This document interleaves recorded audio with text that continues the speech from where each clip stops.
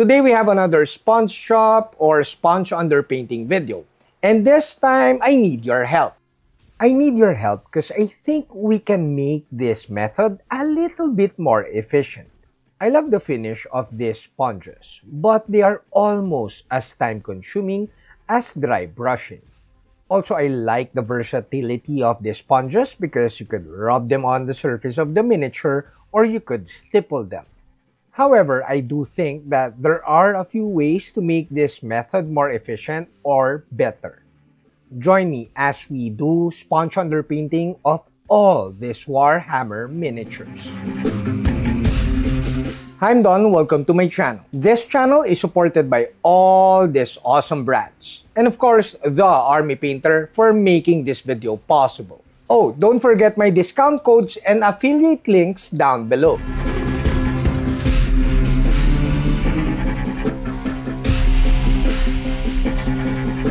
I haven't even finished Magnus the Red yet, but I decided to do the sponge underpainting of the rest of the Primarchs. These are all commission works, so I want the look of the painting to be a little bit more uniform than usual. I mean more uniform because I'm doing all these Primarchs for the same client. It's only my third time to use sponges for underpainting and I'm really enjoying them. Like I said in the previous video, I got these sponges like for around roughly 20 cents for one piece per piece. These makeup sponges are dirt cheap and they produce an awesome finish. It's important to remember though that before painting, you should wet the sponge. Wetting the sponge will keep the paints moist and of course, you don't want like a crusty sponge when you're painting a miniature. Similar to regular brushes, letting paint dry on the sponge will damage the sponge faster. Now, the second most important, or maybe the most important part when you're painting with a sponge is to thin down your paints. I thin down my paints roughly around 2 parts paint and 1 part thinner medium. Of course, you could use water to thin down your paints, but I just love my mediums. Similar to dry brushing, this is a low focus, relaxing, and a very fun painting method.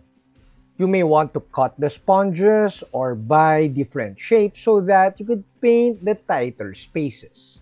Once you've wet the sponge and thin down your paints, it's super easy from there.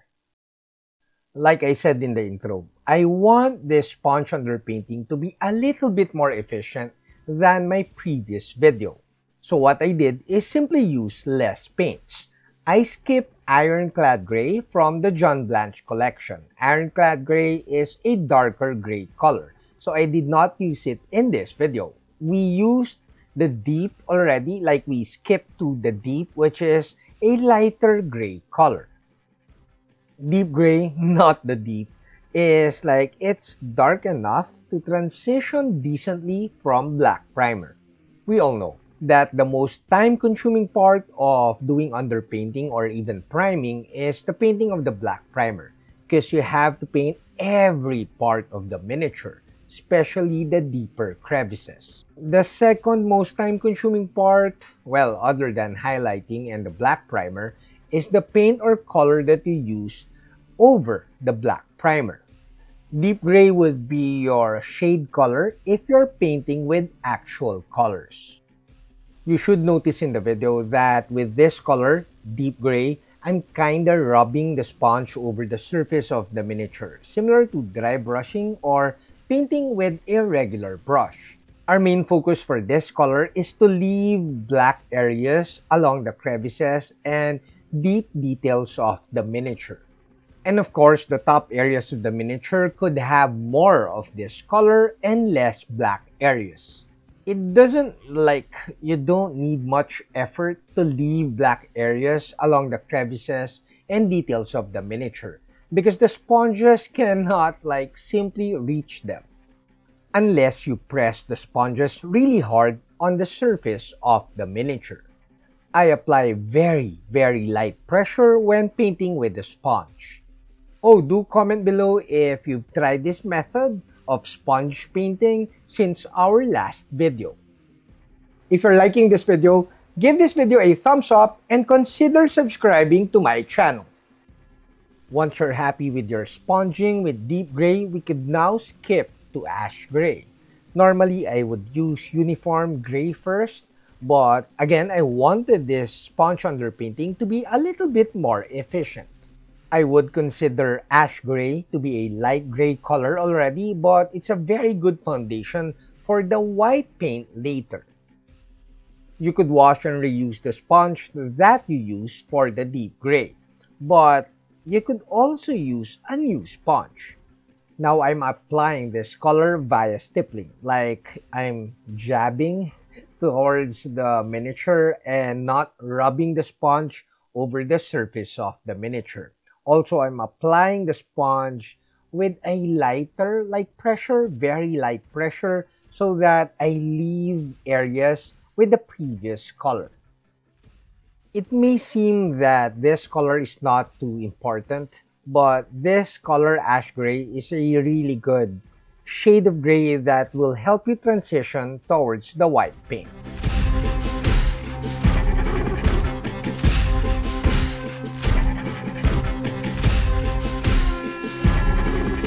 Now I decided to use a new pair of sponges for the white paint. Also, it's important to know that as you progress to the lighter colors, especially towards the white, you paint or you spend less and less time as the colors get lighter. So once you've painted the dark medium gray over the black primer, it gets really fast from there.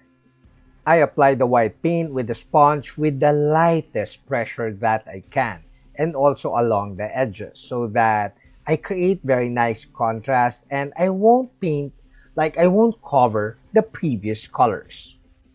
If you're painting with speed paints, I must admit the trickiest part of any underpainting, may it be underpainting with the airbrush, underpainting with the dry brush, or underpainting with the sponge, is finding the balance between how much white paint do you apply on the miniature.